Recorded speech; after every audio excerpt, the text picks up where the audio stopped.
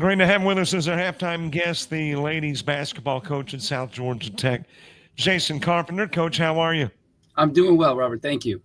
Let's go back to 23-24 and reflect back on your first year as the AD and the ladies basketball coach there at South Georgia Tech. I guess anytime you go into a program, into a job, you've got these goals you'd like to reach, things you'd like to achieve. Did that happen last year? It didn't. We came up short. Obviously, I think the goal with South Georgia Tech is always to win a conference championship. It's the precedent that's been set, and we came up just short. We finished second in the regular season, and then lost in the semifinals of the conference tournament. So we missed the goal, but overall, and considering the challenges, I thought we had some success too along the way, and we're optimistic and looking to build on that moving forward. You come away with a winning mark, and as an outside observer, I got to admit, in your first year, that's a lofty goal to go ahead and vie for the conference championship and move on to the nationals. So, is it fair from my perspective to think that is a really high goal to try to achieve in the first year? It's probably fair to assume that, but even when I was applying for it, I knew what I was getting into, and who I was replacing, and Coach Frey, and what he had done and the success that he had established for this program, and so that was the expectation of me, so I fully accepted that. We embraced that, and we worked very hard to get there. We just came up short. AD, now was that your first year as athletic director as well at any institution? As the actual athletic director, I'd been an associate to the athletic director previously, and part of a big program, so some familiarity of what the job entailed, but certainly the first time in those shoes. Yes. Did that present some unseen challenges, things that maybe in that first year in that you didn't realize was maybe part of the AD, or did the fact that you were kind of balancing it and the coaching job together, I mean, did it present new challenges? It certainly presented new challenges. I don't want to say that it was things that I was unfamiliar with, but certainly it's different when you're the one who has to make the decisions and make the calls. So it had its challenges, but I'm very grateful for the opportunity and proud to be here. All right, let's get a little closer to 2024-25 and talk about recruiting. I think for a lot of we basketball watchers, we forget that it's pretty much a 24/7, 12 months out of the year job for guys like you.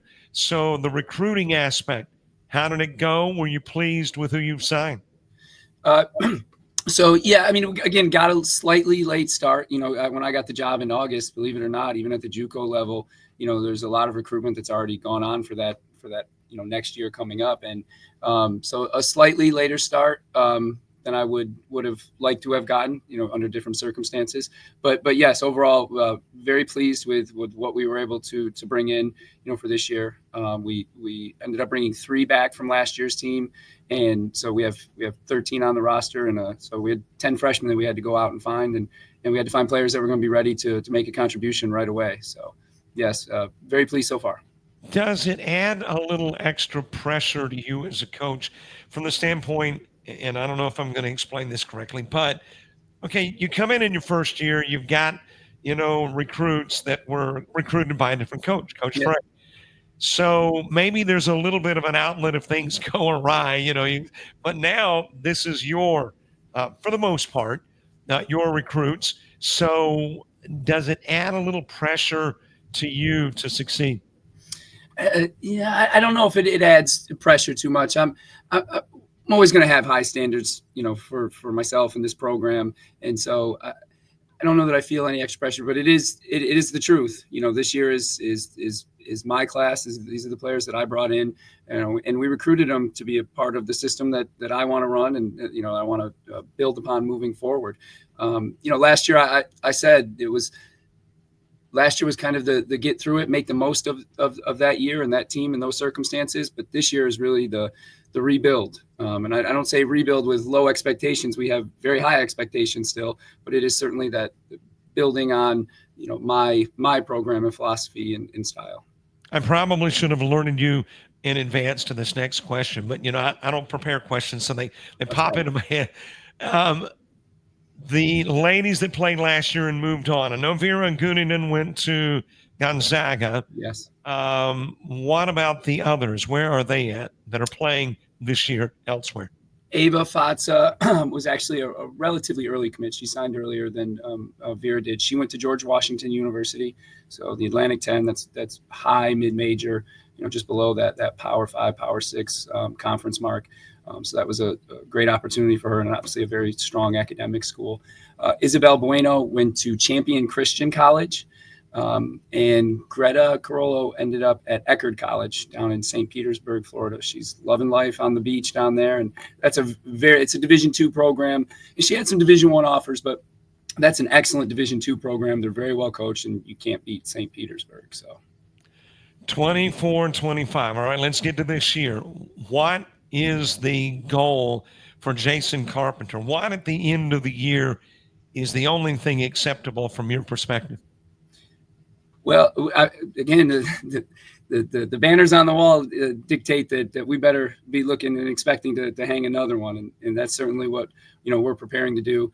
We're young, so there's a learning curve here, but again, with these players being the players that I recruited, I think they more naturally fit to the style that we want to play. And we are returning some players that obviously played for us last year. So that's going to help, I think, speed up that learning process. For those of us who are basketball coaching challenged, like me, you mentioned the difference in styles, more suited these recruits to a specific style. What would you say is maybe some of the greatest differences between the Frey style and the Carpenter style? I can't necessarily speak to what his style was, so to speak, but I know for us, we like to be really dynamic offensively, really like to spread the floor. We like players with a wide variety of skills that can, attack, defenses in a variety of ways so that we can utilize them that way. We really like to get up and down and push the tempo. We're really looking to run and score in transition, and that takes a certain type of player to do that. And then the defensive philosophy is probably a little bit unique in how much we want to pressure and get up in the passing lanes and look to generate turnovers. The three that are back, who are they, and who are the new recruits that you anticipate contributing immediately? We brought Mio Sakano back. So she was a runner-up, I believe, to freshman of the year.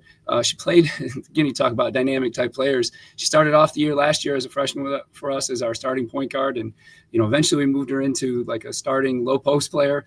So she's, she had success in both areas. She's going to be running mostly the point for us this season. We brought Anola Pappen back, a wing player to shoot it. And she had a pretty good freshman year, but we expect for her to have a much better and more successful sophomore campaign. And we brought Maria Favero back, who is a combo guard, we say in the basketball world. She can handle the ball a little bit at the point and play a little bit on the wing too as well. Very athletic, tough competitor. Again, we thought she was the right type of player for this program, and just an excellent quality kid and works really hard. With regards to the freshmen, we have a young lady from Kell High School in North Georgia, Jemiah Gregory, very athletic, exceptionally athletic, a wing player for us. They won a state title her senior year when she was at Cal. So we expect her to be certainly an impact player. We have a young lady, Maria Ignanchenko, who we all call Masha. She's a 6'5" post player from the Ukraine. She's got great hands, very good feet. Adapting again as an international player, adapting a little bit to the U.S. game and the style, but given her size and her skill set, I think she's going to have an excellent year for us. I got to ask, where a native of Ukraine is concerned, how did South Georgia Tech get in touch with Ukraine, or at least an Ukrainian in this particular case, and get them to America's Georgia? I can't give all my secrets away, Robert. No, she had originally committed to go to Morehead University, and at the last minute that kind of fell through for her. And we had a coaching friend that was over there and told me that she might be coming available. And when she did, we certainly were very pleased at the opportunity to bring her in here to help us out. Well, Coach, great year last year. I'm anticipating the same this year. Where the rest of the conference is concerned, last year's winner was East Georgia State.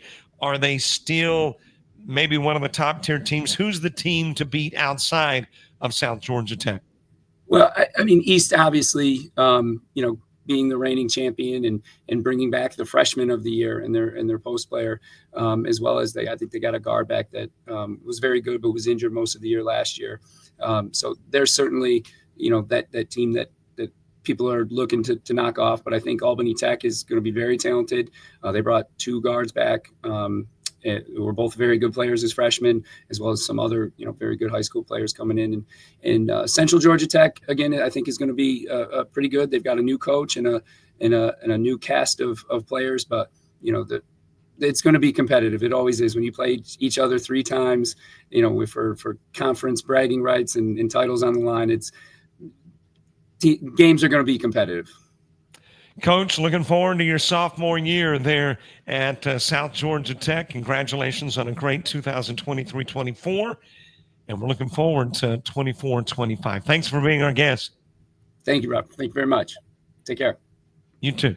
Bye.